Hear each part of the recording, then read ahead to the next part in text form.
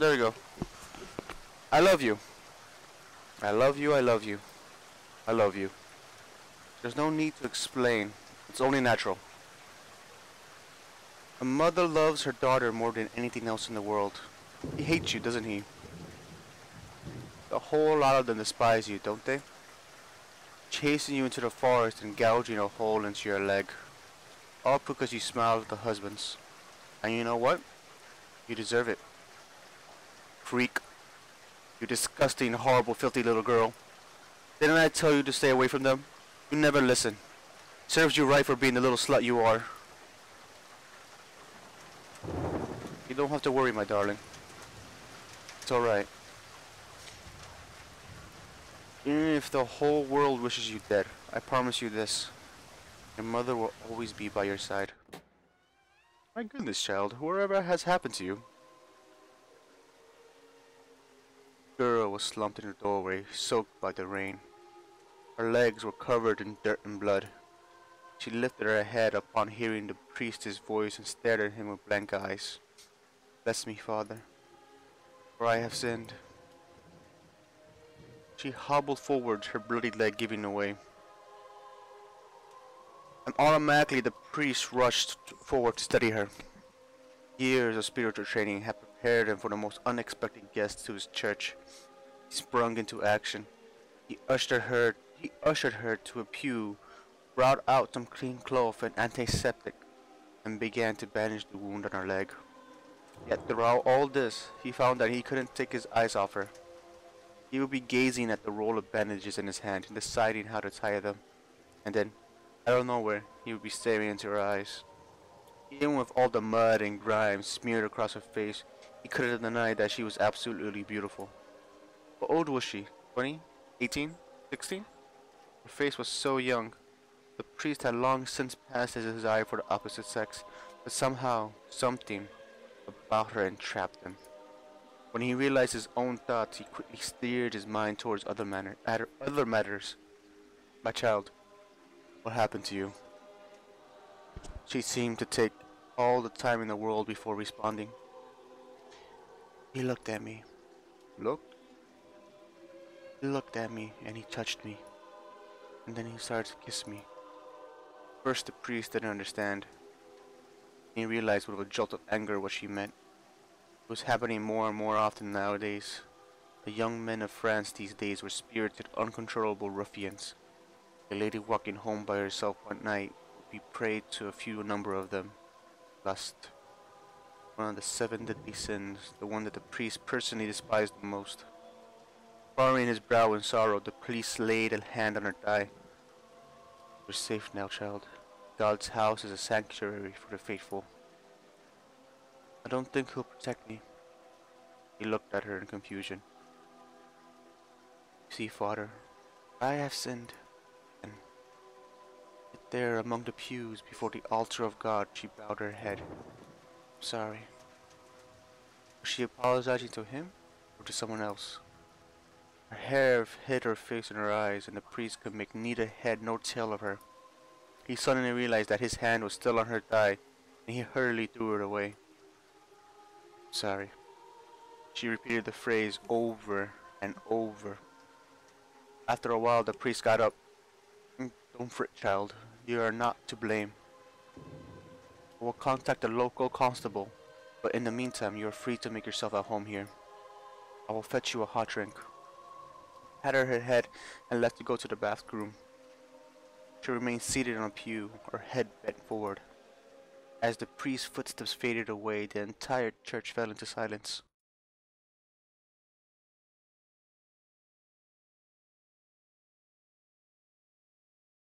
Now that it was the dead of night, clouds covered the sky.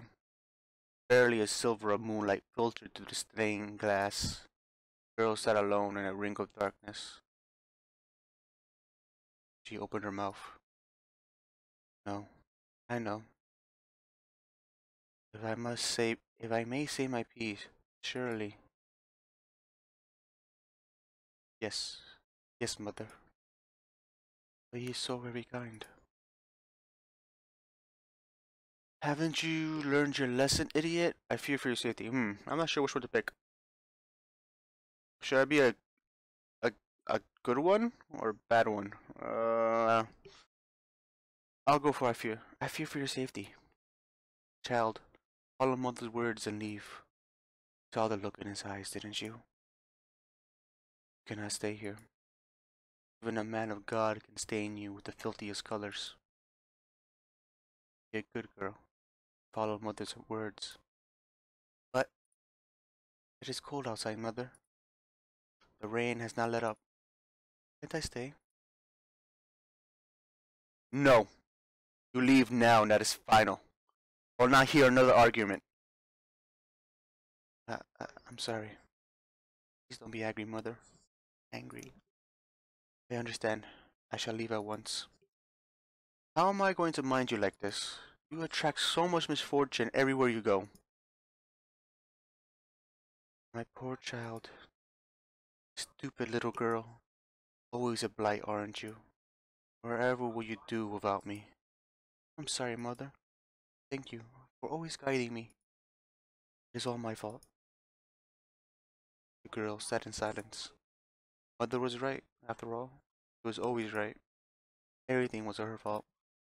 Her fists shook with a mixture of fear and conviction. She had to do penance. Mother, give me strength. There's something I wish to do. The girl rose from the pew. In front of her was the altar, and on top of the altar was an ornately decorated cross. It was as wide as her head, and the tip of the cross had been crafted such that it was razor sharp.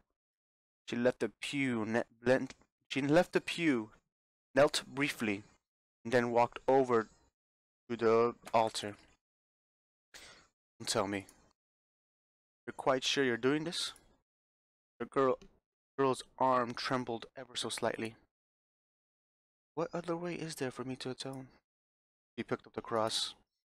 Oh, my darling daughter, mother is proud of you.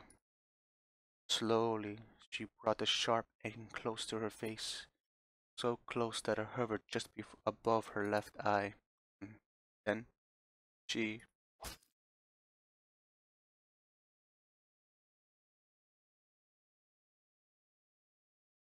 Chapter 1 Star and the Rose. Oh, hold on, I'm getting a call.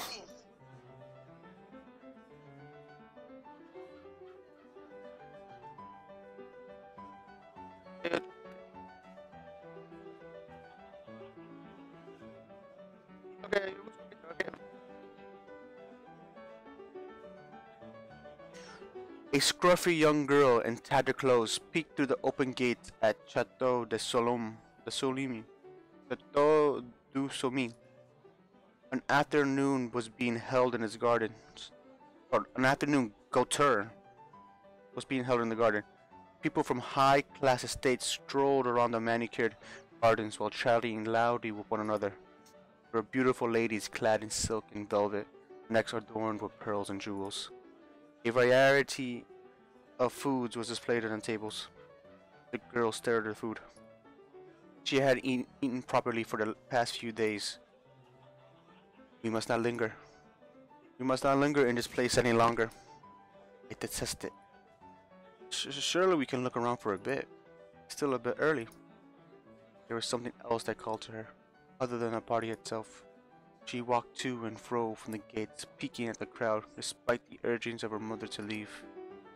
Just a tiny glance would be enough. The girl smiled at the thought of him. Owner of the chateau, the Marquis de Goul. The girl was drawn to him. He wasn't the same as other people. He seemed different somehow. He was kind to her and would always hand her food when she delivered flowers. Her heart felt at ease with him. He is the same as everyone. He is the same as everyone. Greedy, insatiable. Maybe not for you, but for something else. But he's a kind man, Mother. Don't let his kindness fool you. Sweetest tongues hide sharpest tooth, child. She bit her lip. Why do you even bother with him? It makes me feel that there are still good people in the world, Mother. There are no more good people in the world, child.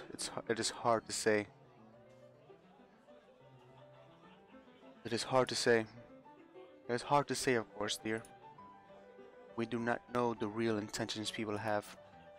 One can hope that real charity exists, but even good people will always put their needs first. Even your precious Marquis. Uh, uh, don't you think I'm a good person, Mother? Of course I do. Of course, child, you're special. Haven't I raised you as such? I've tried my best, my dearest. Yes, Mother. Keep me right. I love you. The girl stared at her shoes and looked around for a bit, hoping for just a glance before she left. Then he was. There was no harm in looking, she reasoned. She would never enter the Marquise's world. Let her heart be filled with hope. He turned his eyes in her direction. Did he smile at her? The girl's heart stopped. Did he recognize her? He beamed. Hi, is this creature deaf as well as dumb? It might be, poor thing. Might as well. Voice called to the girl. She gasped. It seemed that somebody else had noticed her presence. She turned to leave. Oh no, my dear. Poor little creature, don't run away. Charlotte, she stinks. Don't touch her. Came to crash a party, little urchin. You hungry? Her stomach gave a low grumble. She was always hungry, he seemed, no matter how much or how little she ate. Encouraged by the kindness the Marquise had shown her, the girl approached the woman. She teetered towards their table. What are you selling? Look at this poor creature. She's selling roses. These are all ugly ones, but not as appalling as the rags she is covering herself in. Are you trying your best to be this repulsive? Now don't be me, Antoinette. Perhaps it's the commoner's fashion nowadays. He laughed, while gawking at her unawares. Oh my, she only has one eye. Ghastly. But I can't look away. The other lady nodded her head. Like a sideshow attraction, you mean? Freaks at the carnival. She's darling in her own dirty, monstrous way. Maybe we can keep it. So, you want some bread, urchin? Speak up. Maybe your tongue is short. Add that to the list of her sterling qualities. Quiet, Antoinette. Come on. Don't be shy. You want some food? Let us hear you speak. Yes, madame. What? Yes, madame, I will be grateful. One of the ladies clapped in mockery at her reply. Oh, she talks. The ladies handed her the bread, but it was snatched away just before her fingers grazed it. Oh, that's messed up. Not before you dance first. Oh, make her do a handstand. I've seen one of those street people do that. Quite marvelous. Now, I like to see that. This party's getting quite boring. Oh, come on, Mabet. Dance for your food. The girl looked at the beautiful, cruel faces of the women. That look on them was a burning desire to hurt something, simply because they could. She knew that look. Barely they touched her and hurt her. He had that look burning in her eyes. Ah, look at what you did, Claudette. She's shivering like a leaf. Poor thing. The lady was laughing as she said those words. I didn't do anything. She should be grateful we're even harming her this much. Besides, these comers are supposed to be jolly in their misery. Come on, girl. Show us your joy. The girl moved away as they laughed. Mother, please save me. Mother. Didn't I tell you to leave? Insolent child. Now you call for me? Try to deal with the situation yourself. Yet put yourself in this position anyway. I hope you learn your lesson. Hey there. The child's voice called out from behind her. It belonged to a girl around 7, with chubby cheeks and a look of curiosity in her eyes. She wore an old blue dress, somewhat patched at the corners, but kept clean and tidy. She was not rich, but she had an air as if she owned the ground she stood on. Another commoner. This party is absolutely teeming with them. The Marquis love these things. Heard he picks them randomly from the street. Maybe I should get me one too. You'd think it's fashionable abroad, in his birth country, I mean. Persia? No. I heard he was from India. I heard a rumor he's a bastard son of a Greek queen. Goodness, that is so far-fetched. I could barely pronounce his name though. You really should change it to something more acceptable. Who knows what kind of demons he might attract with such a blasphemous name. Ah, must be why all these nasty, horrid little creatures flock around him. Oh, devil or not, I'll forgive him if he kisses my hand. The ladies laughed. Salop, aren't you shameless? Don't lie, we all know why we're here. The ladies gossiped among themselves, openly ignoring the girl. The young girl took the sliding with a shrug. She approached the table and inserted her presence. What you doing? Goodness, they don't take a hint, do they? Throw something shiny, it might distract them. Hey, you've been holding that bread for a long time. Aren't you gonna give it to her? He pointed at the shabby rose vendor. What do you care? You want the bread for yourself? I bet she's hungry too. I know, maybe we should toss the bread and see if they fight for it. The lilies laughed to themselves. The girl stared at them with confusion, her brows furrowed in a childlike understanding. Next thing everyone knew, she had swiped the bread from the woman's hand. Oh my. How rude. Horrible, filthy girl, give that back. The girl sniffed the piece of bread and and rubled at the surface. Yummy, it's still warm. She shoved the bread in the urchin's face. The scrumptious scent of bread flooded the rose girl's nose. Lick it. Sugar butter tastes good. No, devil child, give that back. The urchin licked it. Her tongue was coated in sweetness. She stood there, squeezing the taste in her tongue. The girl grinned at her. She couldn't help but grin back. Sorry, here you go. It's all yours. Ugh, disgusting. Like we're going to eat anything that's been in your filthy mouths. Wow, so this is ours now? You ladies are so nice. Cheeky little brat. I'll have you thrown out of this party. I'll have you. The young man strode to the commotion. Sweet scent lingered as he passed. Rose girl felt her mouth swell up. His presence filled her body, almost as if her hunger was abated. She blushed furiously. What a strange effect he had. Ladies. Sire Gulliman. I just came to check in on my esteemed guest. Is everything alright? Are you enjoying yourselves? One of the ladies started fanning herself with obvious annoyance. Well, these little beasts have been harassing us. Yes, my lord. We were just minding our own business when this girl swiped the food off our table. Horrible little nits. The girl stuck out her tongue at them. A lady wiped her eyes in mock tears. See, look at that. It's absolutely monstrous how these children act around adults now. There's no respect, Messiah. I'm worried for the next generation. Oh, Charlotte, don't cry. Well, my lord, we will all breathe a little easier if those children were sent on their way. Guess, who knows what kind of mischief they might be up to. They might set fire to the tables, you see. Oh? Or steal our jewelry. In fact, I think my pocket watch is missing. Oh, no, how unfortunate. One of the ladies continued her childless wailing. It is, Messiah. It's unfortunate how you allow your important guests to be treated this way. Please deal with these vermin. Throw them out now. Oh, my sweet ladies, I'm stricken with grief at your misfortunes. Allow me to offer my heartfelt apologies. Unfortunately, the child is my important guest today, and you are, sad to say, paltry squatters. Excuse me? Madame Charlotte of Montpellier? I don't remember sending you an invite. Same for you, Lady Antoinette Ardennes and Lady Claudette of Lyon. Most people I invited are huge patrons of music. This is why they are here today. They came to listen to Mademoiselle Catherine Louise Paris. She is the 7-year-old piano prodigy who lived for the Queen last summer. The man pointed at the girl, busy chewing her half of the bread. Rose girl just stared at the unfolding situation. Well, that's... I'm sure you were aware of that, were you not? No matter. I'm always happy to see you ladies. It is my pleasure to have you here.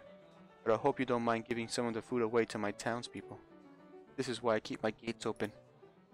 My servers are instructed to serve anyone who passes by, not just my guests. But don't you fret, my darlings. There's plenty more to be served. The ladies blushed in embarrassment. One of them began to fan herself even faster. Excuse me. The Marquise walked up to the two girls. The Rose girl's heart beat so fast it made her head feel light and dizzy.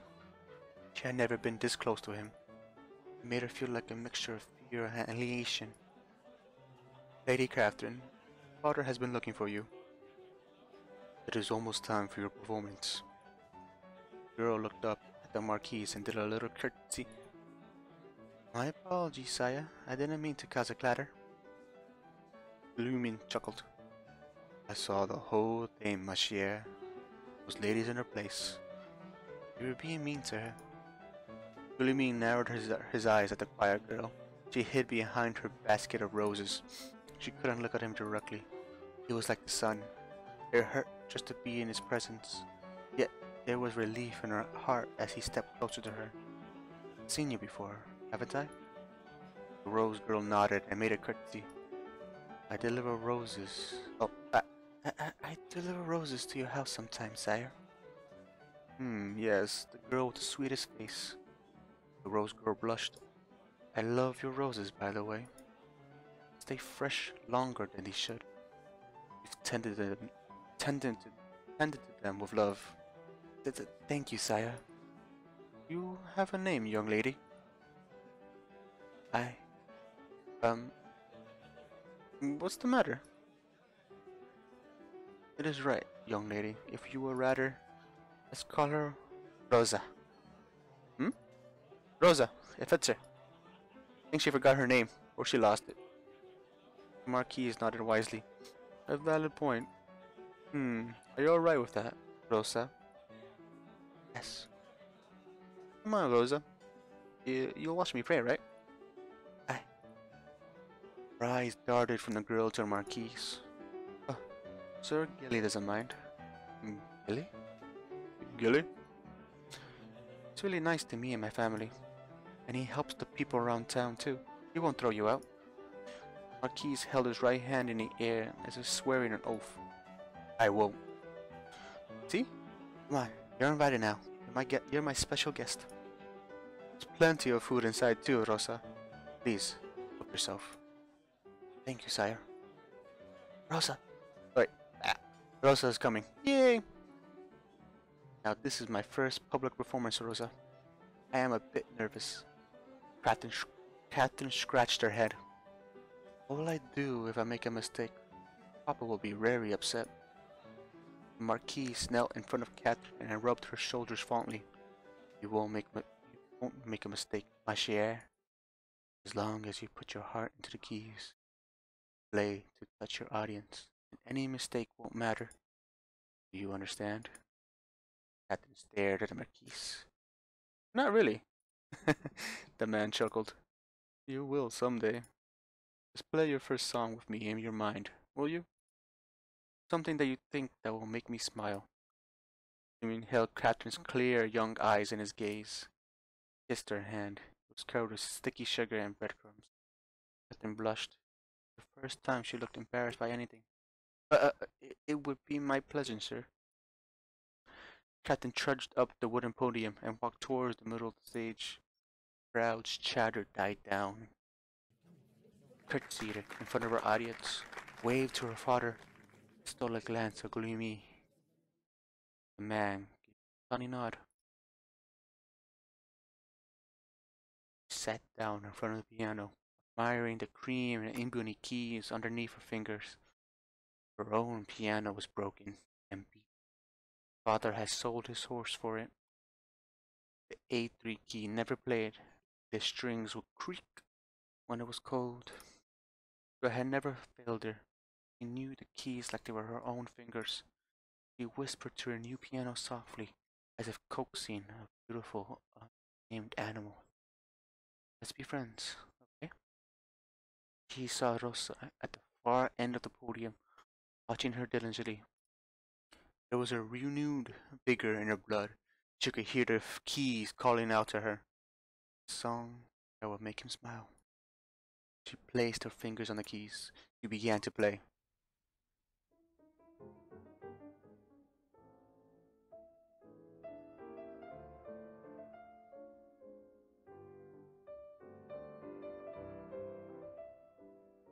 The ring The first few notes, it became apparent to the audience that this girl was something special.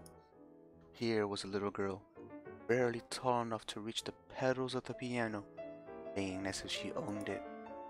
For a time, she missed her note or two. It didn't matter.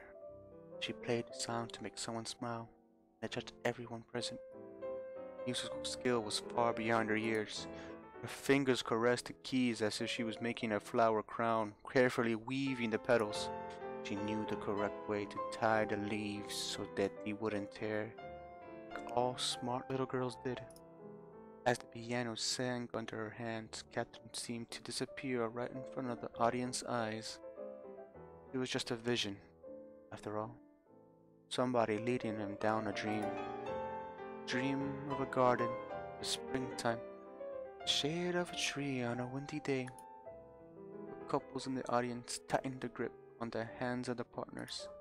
Some closed their eyes and let the music saturate their soul. Sweet memories of youth, first love, yawn of a newborn.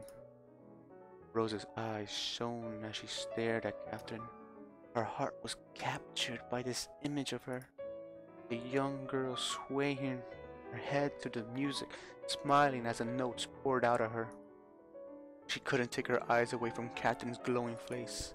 Was this happiness? Was this love? It looked like she was in love. She was. So, wasn't she? In her innocence, she was still in love with life, in love with her family, her pets, in love with every new discovery. She was full of hope. The bittersweet feeling for Rosa. Happy teardrop rolled down her cheek. She wanted to warm herself in that hope if she could. In the audience, Lumiere and Catherine's father sat beside each other. Sire Perdie, your daughter is amazing. She is, isn't she? I mean, pardon my arrogance, my liege. I am a very proud father, you see. No pardon necessary, sire. Has she found a sponsor yet? The Duke of Versailles once spoke to me about it, but we have not made any arrangements. And I must steal her away as soon as possible. Sire, I like to be Catherine's primary sponsor, if that is alright with you. But, sire, to further cement my status, the piano she is playing right now, it is hers. I bought it for her. I mean, that's amazing. Francois' eyes widened in astonishment. That is... Francis gulped. That is beyond generous, sire. Blimey smiled. Well, I must make it hard for you to refuse me, you see. I took the opportunity of asking you outright. You see, the Duke might offer an extravagant piano plated in gold. In that case, I have no choice but to humbly concede. What? I'm kidding. The Duke of Versailles is the worst miser you will ever meet. The man chuckled. Of course, I shall be paying for her musical tutoring as required, along with an ample stipend to accommodate your family. You don't have to look so surprised, Monsieur Perry. Your daughter is a star. There is an efference about her that entraps the soul. There is no doubt in my mind that she will succeed. Thank you deeply, my liege. Please, call me by my name, Sia. Let me remind you, this generosity isn't without charge. Her tutoring will be done at my house. I want to monitor her progress. Apart from that, I very much like Catherine to visit me and play from time to time. Music is one of my true passions. Presence would benefit my mood tenfold. Of course, sire. That is a small price to pay for all your offers. On the contrary, monsieur, you don't have to decide now. Kindly think about it. Thank you, my lord. Sir Guilliman. After the performance, Catherine and Rosa went to the Marquis's garden to play. Francois and Guillemette lingered on the table, sorting out the details of Catherine's further education. Emile Perdie wandered about the crowd, searching for a familiar face. She had arrived halfway through Catherine's performance, just in time to gush at her little sister's applause. Unfortunately, she couldn't find her father in the crowd. When she finally caught sight of the back of his head, she approached him hastily. Father, there you are. Oh, father. I can't. I don't know. I'll do my best to try to get a girl's voice. Father, there you are. I've been looking all over for you. Emile stopped as she saw the man her father was talking to. It was none other but the Marquis himself. She fixed her hair self-consciously and curtsied. My lord, pardon my intrusion. I didn't realize. I can't. Guillermin smiled at her kindly. You're free to intrude any time, my lady. Emile smiled back, just as the rumor said. The Marquise was easy on the eyes. To whom do I owe the pleasure of your acquaintance? This is my eldest daughter, Emile. Pardon me for not introducing her sooner. Charmed. Guillermin offered a seat. Emile sat down across the man. Well, it seems talent and good looks run in the family. Ha ha ha. Francois rubbed his neck. Yes, my daughters are my pride and joy. Thankfully, they both look after her. They both look after their mother. Surely not, Monsieur Pretty. The eyes are yours, earnest and loving eyes. Emile snorted at such sappy words. Her father was clearly basking in the compliment. If this really was the famous Guillermin the rumors talked about, then he wasn't exactly much of a charmer, was he? Didn't know what all the fuss was about. Ladies in the house she worked for could not seem to stop talking about this man. Admittedly, there was something morbidly curious about the way he looked at people.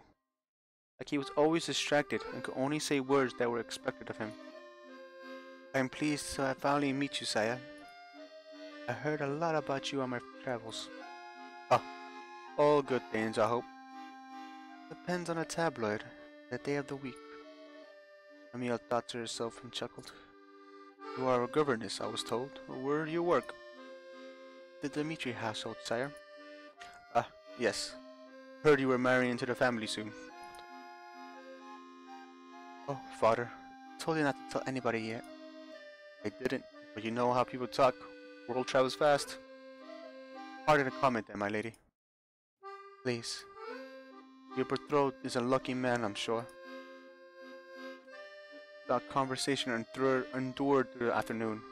Small talk, musical composers, the little town, Catherine's musical background, Francois' students, Emile's work. Amelia played with her napkin, offering droll opinions on the particularly droll topics. All throughout the exchange, Emile observed the infamous Marquis de Gaulle. This was him? The audacious, shameless flirt of the royal court and tabloids? According to rumors, he was able to bed both the widowed Countess of Devonshire and her daughter at the same time. Wait, what? Even had a tumultuous relationship with the Prince of Garnet. He didn't limit himself to royalty, or so the tabloid said. His latest flirting, I think, was with an English poet, who they say almost killed him when he was caught with another man. Or woman. At this point, who knew what was real and was a blatant lie made up by the newspapers? She had looked forward to meeting him, and here he was, finally, talking about sampling the new bakery's creme de brulee. She couldn't say she was disappointed exactly, but the Marquise was a depressingly normal man, maybe even boring, Amelia ventured. He watched as his gaze flickered across her hair and her nose before lazily turning away. How infuriating. She wondered if he would suddenly say something coy, or insist to dance with her, or something outrageous. Honestly, so she could shoot him down. This man whom everyone was interested in. That would be a small victory for reasonable women everywhere. But the Marquise was nothing but polite. Did not ogle, did not touch unnecessarily. No audacious gestures or suggestive winks of the eye. He would not even look at her for more than 2 seconds. Maybe she was not pretty enough to flirt with. Neil bit her lip. She shouldn't be thinking that. But also times that he would quietly look into her eyes when the conversation lulled. The words spoken were without meaning. Their eyes would converse further. to Emil. He started to look lonely underneath the facade of caprice. He seemed tired of all the gallantry, the rumors, and the numerous flings. We were all a little lonely, aren't we? Perhaps even he. He invited the family over to Techo, and commented on how empty the building felt sometimes. Music was his guilty pleasure. It got him through the cold night, he said with a sad grin. How he wouldn't mind a warm soul to touch. And before she could stop herself, Emil had begun to imagine his lips on her neck, on one of those cold nights. Emil shook her head, trying to erase the thoughts in her mind. They were having a pretty mundane conversation. She didn't know where those thoughts came from. Fortunately, her father didn't seem to notice. Music and loneliness struck a nerve with Francois Perdie. He had immersed himself in his music tutoring, his students, and Catherine, ever since his wife had gotten sick. It had been 6 years, but sometimes the nights were cold. But for Francois, the Marquis was speaking to his soul. He was a kindred spirit. He wasn't a pompous show about like all the other royalty Catherine had played for. The Marquis even had a wine collection he wanted to show Francois. Such a down-to-earth, generous young man. Emil, your face is flushed. Are you alright? I'm fine, just the sun, probably. This was not true, of course. The afternoon sun had already lost most of its heat. Thankfully, Catherine provided a distraction. He ran towards the little huddle and flung her arms around her father's torso, chattering happily about gardens and butterflies. A young ragged girl followed behind her. Emilia wasn't sure how old the girl was. Her dirty blonde hair hid the left side of her face. You could just see faint traces of scars peeking through. A surge of motherly affection caught hold of her heart. Hello there, young lady. The girl looked down at her toes, but she gave her a shy smile. I see you made a crown of flowers. You look very pretty. You, madame. Catherine gave it to me. Sister, this is Rosa. She's really nice. She knows the names of all the flowers in Sir Gilly's garden. Catherine, here you go again with your silly names. Sister, help me convince Papa to let Rosa stay with us. Catherine? Papa, please. Please let her stay with us. She doesn't have anywhere to go. Now, Catherine, that is not very nice. Rosa here is a girl. She's not a kitten you can just pluck from the street and take home, like you always do with stray animals. Goodness knows goodness knows we all have all the stray cats of France living in our house. Yes, I know. She's not a kitten. I know she's a girl. Shouldn't we take her home even more so? Francois sighed. Louis chuckled under his breath. He was clearly enjoying the exchange. Your daughter has some very unique views, Sir Perdie. Sir Gilly, what do you think? Huh? His face lost its casual bystander look. You're a Marquise. I'm sure my father will follow your orders, right? Didn't we take Rosa home? Gilliam's brows furrowed at being put at the spot so suddenly. Yeah, I would be the same way too. He stole a glance at Francois, who was silently pleading him with his eyes not to humor the child. Cleared his throat. Well, I'm sure it's up to your father since he owns the house. He'll have to clothe and feed Rosa, you see. Yes, but I've got that all figured out. Ever since sister moved to work, nobody minds the house anymore. And I have to wash the dishes every time. Ugh! But so busy, and we always have enough food for the two of us. If Rosa stays, I wouldn't be so lonely on my own. She'll wear sister's old clothes, and won't mind the house when both sister and father are away. You can wash the dishes sometimes, and I'll wash them sometimes. William and Francois shared a look. Besides, if it were up to me, I'd have people take one girl home in their house and give her food. Girls don't eat that much. Sure about boys. He thought for a bit. But I'm sure it's not too much that people can't do. One time, I ate one whole plate of potatoes and my stomach hurt. If Rosa was there, I wouldn't have eaten so much. Maybe. William couldn't help but laugh. Francois rubbed his neck in embarrassment. I'm so sorry, sire. She's very headstrong. Father, I'm sure taking Rosa in wouldn't be much trouble for us financially, yes? My new work pays better.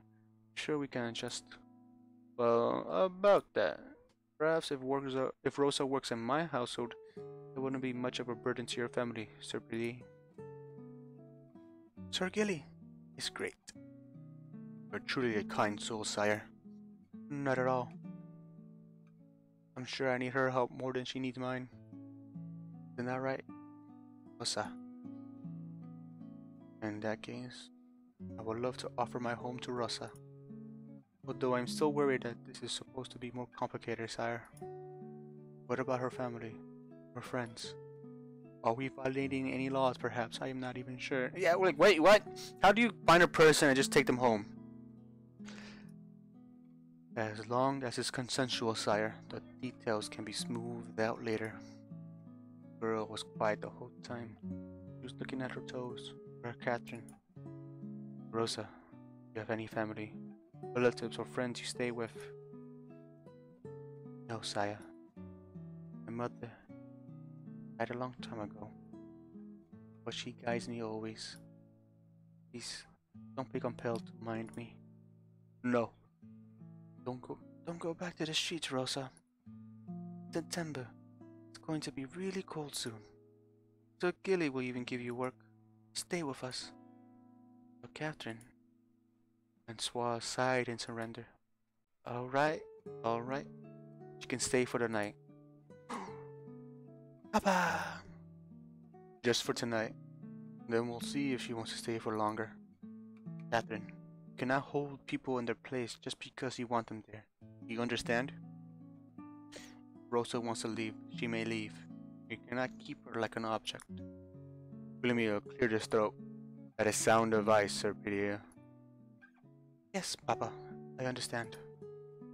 Rosa, please make yourself comfortable in our home. Thank you. Papa is the best. Catherine turned to Gilly again. Sir Gilly, don't you think if everyone with a house takes one person home, nobody would freeze in winter? You should make it into a law. They'll obey you because you're a marquis. Because you're tall. Oh, so people obey my orders because I am tall. What a compliment. Well, you're taller than my papa at least. He'll never be a marquis. Oh damn, that hurts.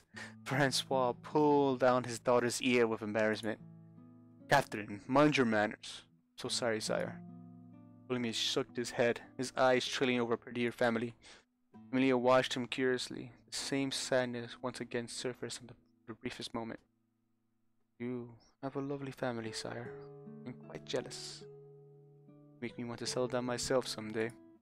He chuckled. Maybe. Emilia's heart skipped a beat. Did he just look at her when he said that? She couldn't be sure. Catherine is perfect the way she is. That's one of the reasons why I'm very invested in her. Emilia sat down so that she was eye to eye to Catherine. She patted her head. You are a very intelligent and kind-hearted girl, Catherine. You are a star. Un hitil. Someday, I know you will change the world. At least, I like to see you try. Mother, help me. My chest. I can't breathe. No. Get. Catherine. Wait, what? Wait, what? Chapter 2. Happy kid.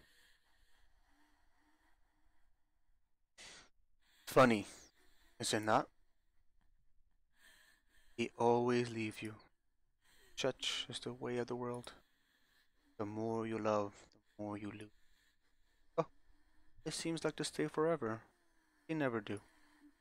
I'm the only one who stays. My lovely Rose. My love is the only love you need. You were always so weak. Always so loving to people who did not deserve it. I told you to get rid of her, didn't I? I told you to be wary. I knew it from the start, my Rose. She led you astray. Then it was a curse. Drove you to a love I warned you about. I knew she would just cause me pain. I'm glad you're back to me. I was so worried about you, darling. You almost let you astray. Away from me. Trust in mother, darling. I am just glad to have you back to myself. Your silence bothers me, child. She was important to me, mother. I I loved her. Mother only laughed as Rosa screamed at her pain. Rosa felt strong arms shake her awake. Us. Rosa. She opened her eyes and was hit by a strange sadness that crushed her. She was dazed for a moment. Why was she so sad? And she remembered. Her best friend was gone. Was gone. Rosa, how are you feeling? William sat by her bed, a hand in hers. Rosa didn't realize she had been holding onto it tightly in her fitful sleep. She broke from his grasp and clutched her knees. Rosa, he remained silent. Check on you. Went into shock and lost consciousness. Only imagine how hard it must have been for you to see her. Like that. The words echoed in her brain, not register much of their meaning. Rosa still refused to speak. Gulmi fidgeted with his glove. The wake will take place as soon as possible, Rosa. I just wanted to let you know she's being taken care of. It's hiding something. There was a slight triumph in Mother's voice. She wants to get rid of her body as soon as possible. Don't you see it, child? Tell me you're not falling for this. Rosa was tired. Mother, always a cynic, would say such things. She hated anyone who came close to Rosa's heart. Rosa didn't want to hear it. She didn't want to deal with anything right now. All she wanted to do was wallow in her loneliness, to curl up inside the hole Captain had left behind in sleep. My child, tell me you see it.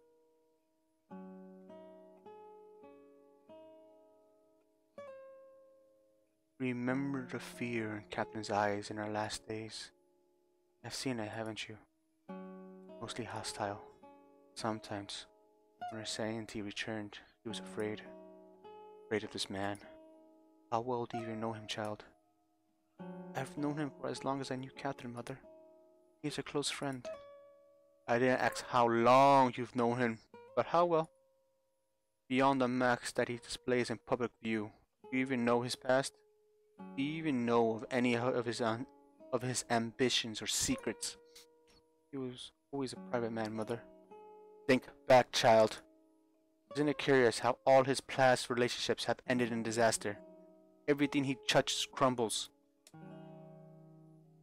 That is not enough to accuse him of anything. Idiot! He is different. He does not belong. You have felt it too, haven't you? Rosa looked at Guinevere with new eyes now. A hint of doubt slithered out from beneath her sadness. Rosa wanted something to blame, cast for all her regrets. Guinevere seemed like the perfect candidate, didn't he? Yes, you're finally seeing it. Open your eyes, child. Makes sense. Guinevere and Catherine's relationship began to peter off into coldness right before she died. Her mental instability only served to compound a fracture in their relationship. Perhaps Guinevere was tired of her and had her killed off for convenience? Or perhaps Catherine, in her psychotic state, killed herself to spite him. Rosa stared at the man beside her. He is not to be trusted, child. He is a demon. Guinevere returned Rosa's angry stare with a resolute look. I know you must hate me, Rosa. I am aware that I only abrogated Catherine's condition with my presence. I know the feeling when I am not wanted. He stood up, a hard yet kind look on his face. Remember, I'll always be here for you.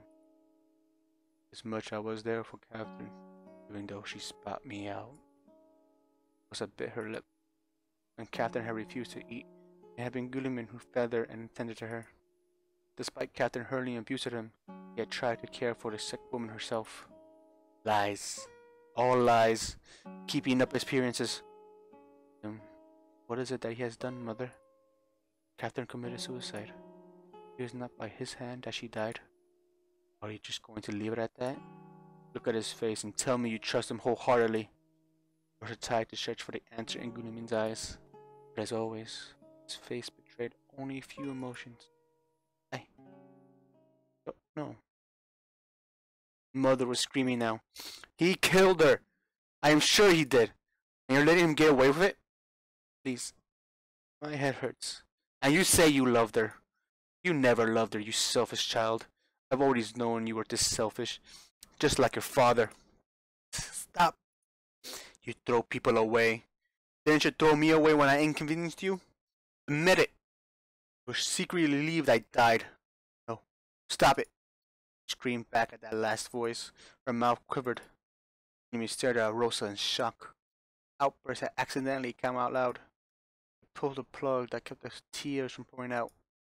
Now her vision clouded, and she blinked them away again and again. She was not sobbing. She did not even realize her face was wet. Guilliman and Rosa stared at each other, both kindred in their sorrow. He knelt down by Rosa's bed and wiped her tears with his hand. He did not say anything while doing this, and Rosa stared blankly ahead. It almost stunned her how many tears a person's eyes can carry. I loved her too, Rosa. He said it after a while. I know what you're feeling. She didn't know if it was her own, or if Mother's anger was somehow influencing her. Her chest heaved. She balled up her fist so tightly that her fingernails hurt. Shut up. She spat, and the man recoiled at the uncharacteristic bitterness of her words. Catherine was afraid of you in her last days. You did something to her. I know it. She could feel Mother inside her head, building up her anger. He has to be punished. You are to blame. He has to atone. I know you are guilty. He must be punished. Amy stared at her dumbfounded for a few seconds. The man didn't try to appease her. He only stepped closer to Rosa and wrapped his arms around the hysterical girl. Let go of me. Hate you. Let me go. William didn't. You need something to hate, and I'll accept your hate. But you must accept my comfort too. I need you too, right now, Rosa. You are the only one who loved her as much as I did. Henry's words brought back Captain Rose's mind. Almost at once, the anger was replaced with a sadness so heavy she couldn't breathe. Why was she so angry again? Focusing on anger instead of pain. It was easier. The real tears came, all for the loss of the girl they both loved. Tomorrow was not going to come. There is only right now, the loss, and two friends mourning a loved one. Rosa cried until she thought she wouldn't be able to stop. Guilliman quietly held her. Slowly, her weeping began to subside into sobs, and only then did he speak again. Stay in the chateau, Rosa.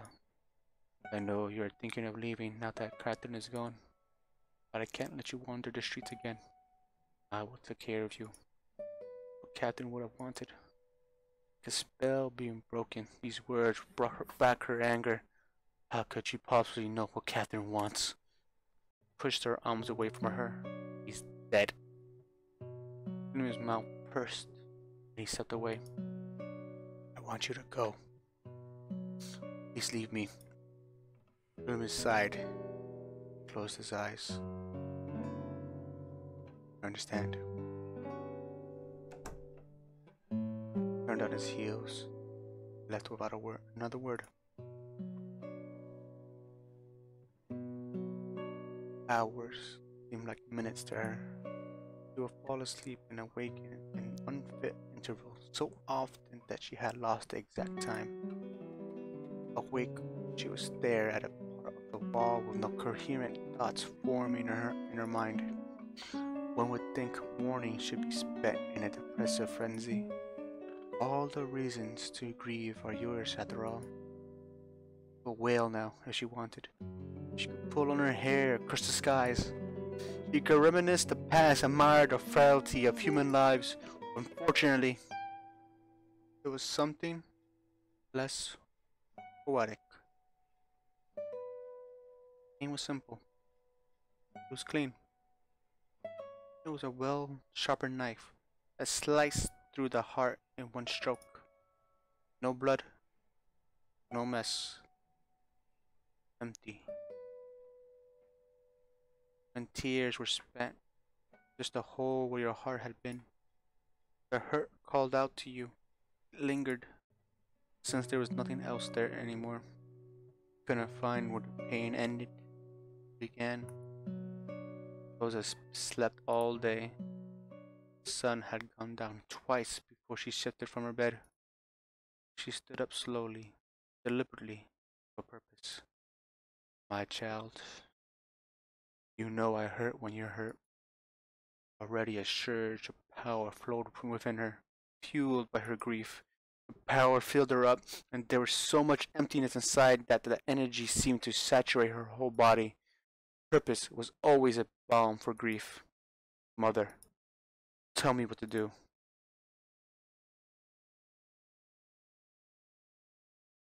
Retribution. His guilt, child. Uncover his lies. Crush his mask. He must pay for everything he has done. Rosa didn't speak, but she started to form the words in her mind, feeling them in her bones, giving life to every thought. She took a small knife and carved a symbol on the floor. She didn't need much. A guilt spell. It didn't aim to punish, it only aimed to inform. She needed to know how much guilt the man carried and the source of such guilt. If the guilt was concrete and came from a direct action, then she would know Doom did something to Catherine. It had been a while since she had used magic. It used to be the only way she could protect herself from the world. Mother had taught her. Now, Mother guided her as she cast her spell. She needed the possession of the man. Rosa opted for his voice, still fresh from memory. She focused on the last conversation they shared. If you need something to hate, I will take care of you. I need you. His words made Rosa feel distressed and confusion. Always. It was this way with him. The feeling wasn't foreign. I've been there for years. I will always be here for you. Rosa felt a violent force upturn her stomach. It was that horrid lurch just before vomiting. You failed. The spell collapsed in her brain. Focus, idiot child, or you'll lose your chance. Rosa tried again. This time she focused on Gleaming's eyes. Cold, like flints of steel. Dark and fathomless. No grief, except perhaps for the situation. No Catherine. No pain of loss. This didn't matter to her. The relationship was dying anyway. Where was his guilt? Rosa dug deeper. She increased the chanting on her lips. No torment, no uncertainty, no guilt. Did his spell fail again? She searched once more and found nothing. There was no guilt in Gulumi's eyes. She could stop the spell now, knowing that he was innocent. The spell had worked and Gulumi was blameless. But absence was most distressing. Rosa desperately pushed her mind further, almost wishing there were traces hiding behind her reach. Guilt should be present in any loss, no matter how little. Don't we blame ourselves for our own loss? Don't we hate ourselves and punish ourselves even if it wasn't our fault? It didn't have to be real, but we need guilt to feel pain. But Gulumi didn't have a sliver of guilt. A vicious pain took hold of her again, squeezing her stomach with murderous intent. The pain was so great, Rosa wasn't sure if the spell had failed or succeeded. Something is wrong. Before Rosa could agree with Mother, she felt a sharp pain in her throat. Rosa clutched her neck, scraping, scratching. A sharp, jagged lump was blocking her breathing. She could feel its edges crawl up her windpipe, tearing the soft walls as it moved about. The pain did not stop. Rosa fell to her knees and gagged. Huge drips of blood, spotted spit ran down her chin. She thrashed about like a woman being strangled.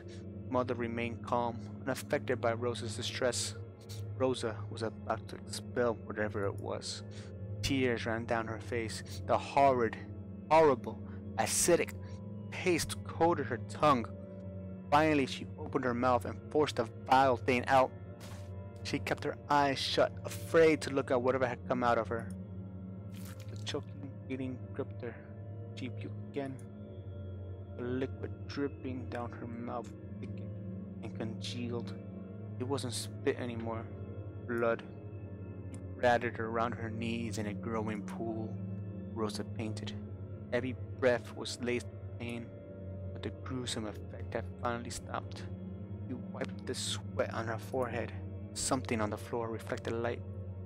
She struggled to comprehend what was in front of her.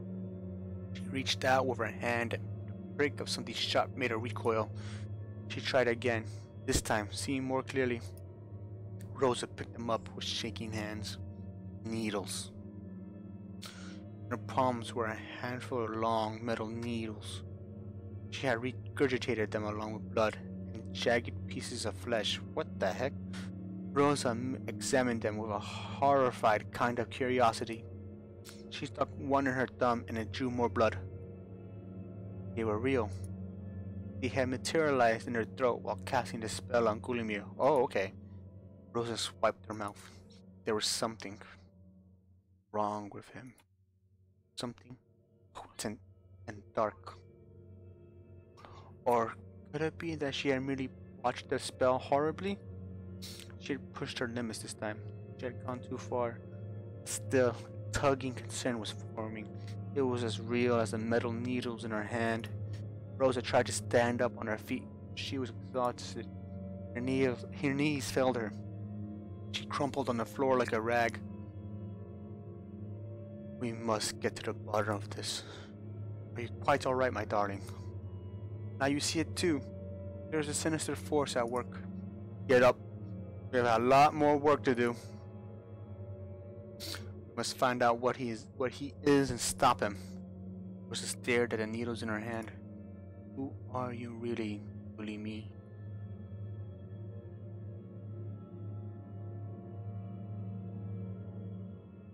Chapter 3. Portrait and Candlelit. Well, I think I'm gonna stop it right here though. Save. No. What? Save. Right here. Yeah, that's it for today. Thanks for anybody who's watching. Leave a like down below, comment or something. And probably play this tomorrow. Probably tomorrow. I'm trying to figure out a better time when to stream this, but you guys could tell me what time is good for you guys. Yeah, so I'll play Cupid. I'm gonna play another game. If I could get my schedule right, I'm gonna play either Horizon Zero Dawn or Heartbound, along with this game, or maybe all three at the same time. I'm not sure yet, but I'm definitely playing this tomorrow. Anyway, I'll see you guys tomorrow.